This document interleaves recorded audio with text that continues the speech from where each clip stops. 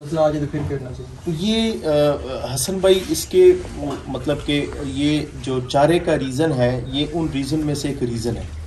ये आपकी बात 100% ठीक है, लेकिन ये काफ़ी मतलब छोटा रीज़न है, यानी कि आपके पूरे के पूरे रैबिट को, पूरे के पूरे फ्लाक को जो है वो मुतासर नहीं करती। एक आध रैबिट होता है। हमारे पास ये मसाइल अब चूँकि एक वायरल शक्ल में ये बीमारी आई थी हमारे पास, उस दौरान हम मुकम्मल तौर से लूसन इस्तेमाल करते रहे, चूँकि यहाँ पे चारे की अवेलेबिलिटी थी नहीं, तो हमने बाहर से मंगवाया था ये लूसन वगैरह। तो लूसन के साथ भी ये चीज़ें जो है इंतहाई ज़्यादा हमने फेस की हैं। जब ये वापस रूटीन पे आए हैं, पुराने रूटीन पे आए, यानी कि जो ग्रीन चारा होता है, लेकिन उसको हम समझ लें कि 50 to 60% जो है हम ड्राई करते हैं।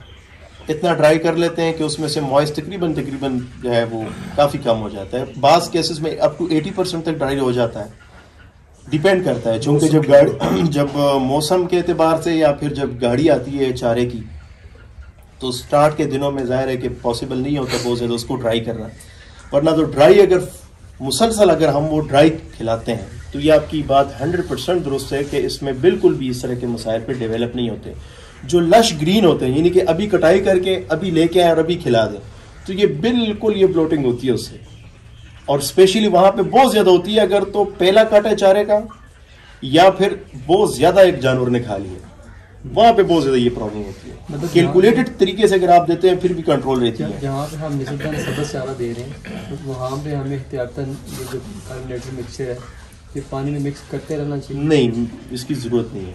अच्छा, बेहतर ये है कि उसमें चारे की क्वांटिटी को कैलकुलेट कर लिया जाए, और केज सिस्टम में ये पॉसिबल है, यानी कि अगर आप वक्फे से दे रहे हैं, यानी कि जिस तरह हम ट्रेडिशन हमारा बना हुआ है, जो बड़े जानवर हैं वो सारा वो बड़ा सा गड्ढा उठा के उसके सामने रख लेते हैं, बस वो खाई जा रहा है। तो इसमें हमारा ये होता है कि अगर लश ग्रीन हो तो थोड़ा थोड़ा करके हम देते हैं, अगर तो ड्राई हो तो अनलिमिटेड बेशक उसके सामने रख लेते हैं।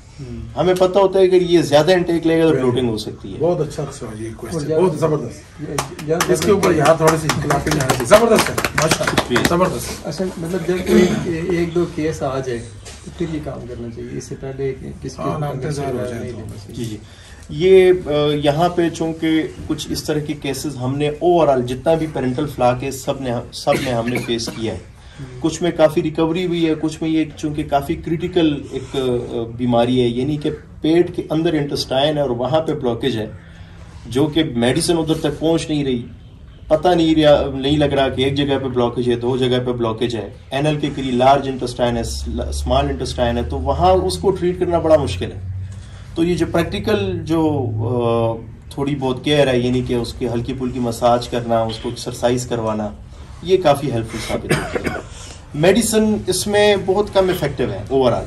हाँ, अलबत्ता ये होम्यो के मैंने ट्राई नहीं लिए, तो उम्मीद करते हैं वो ज़्यादा इफेक्टिव है, क्योंकि उसका तरीक़ेकार ही डिफरेंट है, जिस्म उसको अलग तरीके से जो है वो रिएक्ट करती है। यानी कि हम जो मोस्टली मेडिसिन हैं वो तो मैदे तक पहुंचती है, मैदे के बाद जाके उसका असर जो है शुरू होता है। जो बाकी मेडिसिन हैं तो ये मैंने भी थोड़ा सा रियलाइज भी किया है कि ये जैसे ही ज़बान को टच होती है तो इसका इफेक्ट शुरू हो जाता है, के साथ ही काम शुरू। हाँ।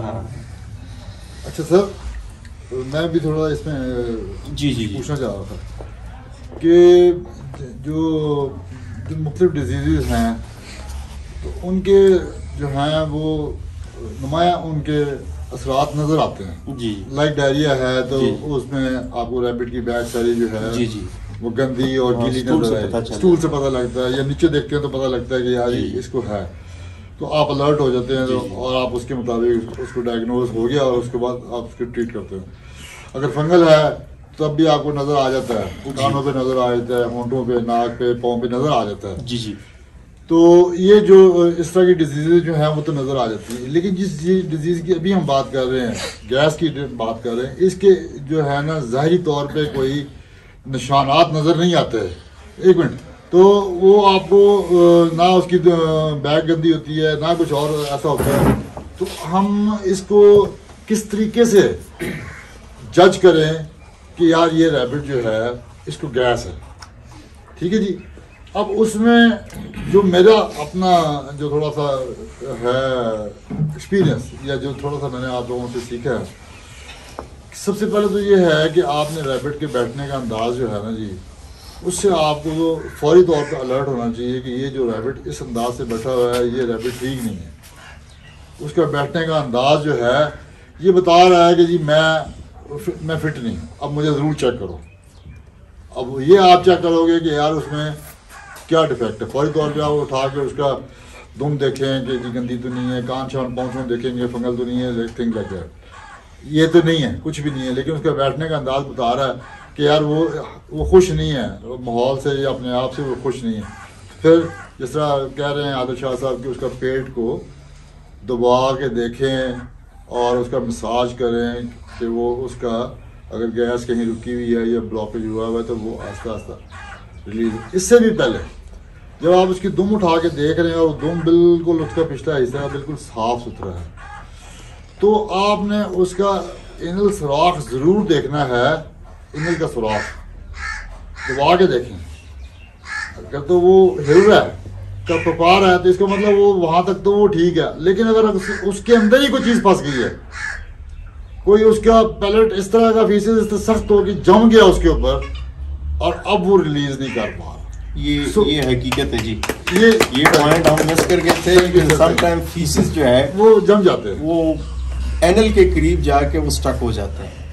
तो ये बड़े अच्छे से उन्होंने एक्सप्लेन किया, जिसमें हम एनीमा अक्सर करते हैं। उसको आप फिर गीला करें उसको, उस जगह को पानी के साथ उसको नरम करें और उसको दबाएं थोड़ा सा, तो वो फिर निकल जाएगा। तो आपको पता लग जाएगा कि यार यहाँ पे एक प्रॉब्लम थी।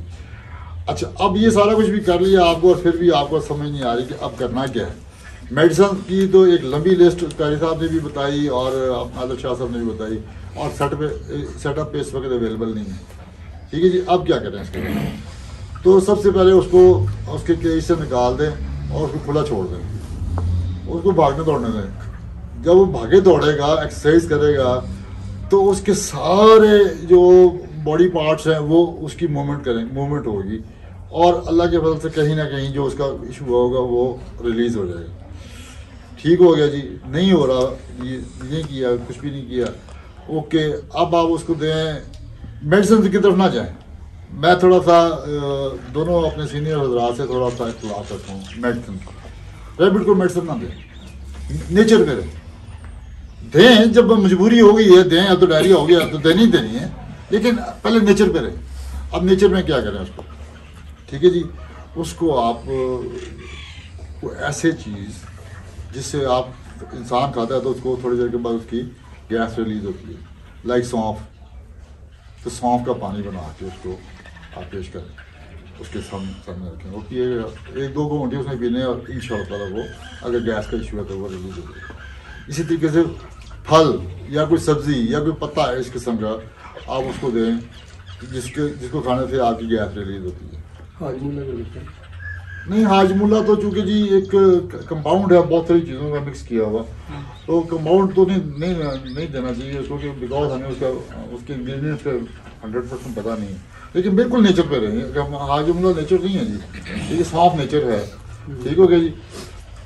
मुख्तलिफ सब्जियों के उसको, जैसे मूली का पत्ता गैस रिलीज करते हैं। ठीक है जी, उसके अंदर इस तरह के नेचर के इंग्रेडिएंट्स हैं, आप उसको डालें और वो खाएगा, ज़रूर खाएगा। ठीक है, उसको पहले गैस है तो वो जाके वो भी रिलीज करेगा, वो तो बढ़ जाएगा, तो उसने उसको रिलीज करना है, वो उसको प्रेशराइज करेगा, निकालेगा उसको।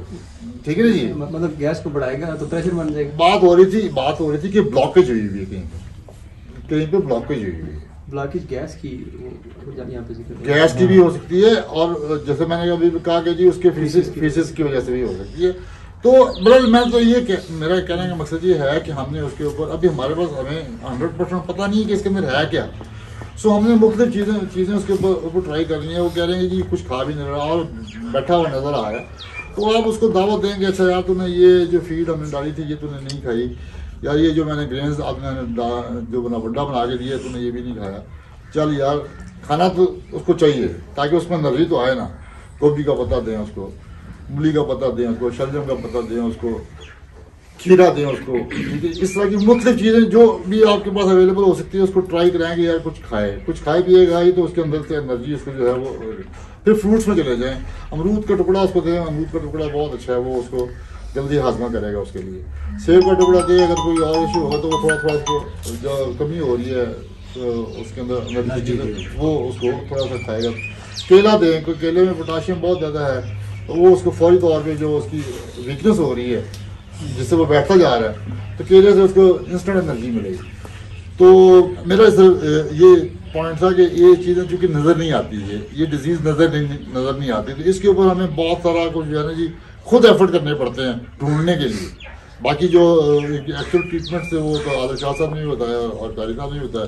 बस मेरा ये जी मेरे ख्याल से हसन शाह साहब भी बोल रहे थे कि जहाँ पे खुराक जो है वो पास ही नहीं हो रही, इन्हीं के प्रेशर आगे पास ही नहीं हो रहा, तो ऊपर से अगर आप खुराक दे भी रहे हैं तो उसका कैसे फ़र्क आ सकता है। यानी कि वो इवन मैदे तक, मैदा ऐसा भर गया है चूँकि मैदे में खुराक तो जा रही है, वो आगे तक प्रेशर जो है वो नहीं बना पा रही, जिसकी वजह से आगे की जो है वो ब्लॉकेज है, यानी कि वो प्रेशर नहीं बन रहा, फीसिस जो है वो आगे मूवमेंट नहीं हो रही और बन नहीं रहे, बाहर नहीं आ रहे। देखिए सर, ऐसे में मतलब जी देखिए सर, जब आपको आप पॉइंट ये है कि जी उसके 100% ब्लॉकेज हो गई है, सिमेंटेड हो गया वो, ठीक है, खोल ही नहीं रहा, तो जब आप उसको मेडिसिन देते हैं, चाहे एलोपैथी चाहे होम्योपैथी, तो वो मेडिसिन भी तो उसको ऊपर जाके कोई ना कोई इफेक्ट करती है ना जी, उसकी उस सख्ती को या जो चीज़ जब उसको खोलती है तोड़ती है, नरम करती है। सिमिलरली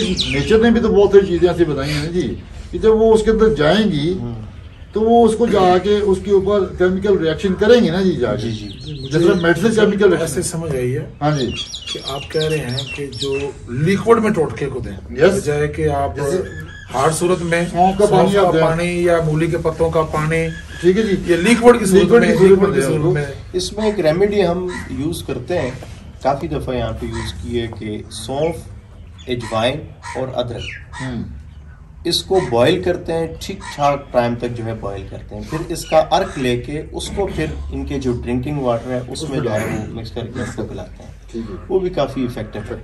यानी बात वही आ जाती है, यानी कि उसमें वो ज़्यादातर हम प्रिवेंटिव मॉडल में इस्तेमाल करते हैं, यानी कि जो इसका जो सही तगड़ा कंफर्म ऐसा इलाज तरीक़ेकार हो जिससे हर तरह का केस जो है ये सॉल्व हो सके, ये बड़ा मुश्किल है। ये कारी साहब की मेडिसिन थोड़ा सा इस तरफ मेरा टिल्ट ज़रूर होगा, चूँकि इस मेडिसिन के असर करने का तरीक़ेकार कुछ डिफरेंट है, तो मैंने नहीं अप्लाई की, मुझे नहीं पता, लेकिन अगर तो वो वर्क करती है तो वो वाकई में फिर ज़्यादा मौसर साबित हो सकती है। अच्छा, कोई और इस हवाले से कोई सवाल हो? अगर एक फीमेल है जो कि प्रेग्नेंट है और 4-5 दिन उसके रह गए डिलीवरी के, तो उसमें अगर गैस का मसला आता है तो उसके बच्चों पे उसका क्या असर होगा?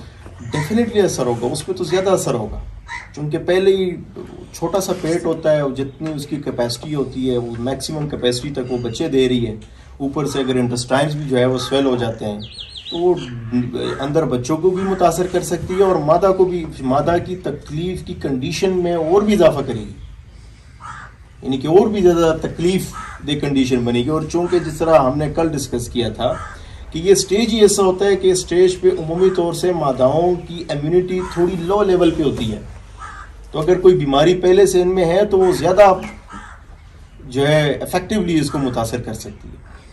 तो बहरहाल ट्रीटमेंट जो है सब केसेस में सेम है, सेम तरीके से आपने ट्रीटमेंट करनी है। आपके पास अगर खुले में कोई जगह है तो बेहतर है कि उसकी टाइम टू टाइम हर 1-2-3 घंटे बाद उसकी जो है मसाज इंटेस्टाइन्स की, और उसको खुला छोड़ें। जितना वो एक्सरसाइज करेगा, जितना वो भागेगा, एक तो ये कुदरत का निज़ाम भी है कि जिस तरह हमारी मजबूरी है कमर्शियल लेवल फार्मिंग के कंट्रोल तरीके से जो है इससे ब्रीडिंग ली जाती है, लेकिन हर वो जानवर जिसको अगर आप फर्ज करें खुले में आज़ाद छोड़ दें तो वो तबीयत खुश होती है, उससे भी इसकी इम्यूनिटी पर इफेक्ट पड़ता है, यानी कि उसकी सेहत बेहतर होती है। किसी भी बीमारी में ब्लॉकेज में सिनेरियो चेंज हो सकता है, उसमें आपकी जो एक्सरसाइजेज हैं वो ज़्यादा हेल्पफुल साबित हो सकती हैं इसके लिए। अच्छा, आगे बढ़ते हैं मेरे ख्याल से।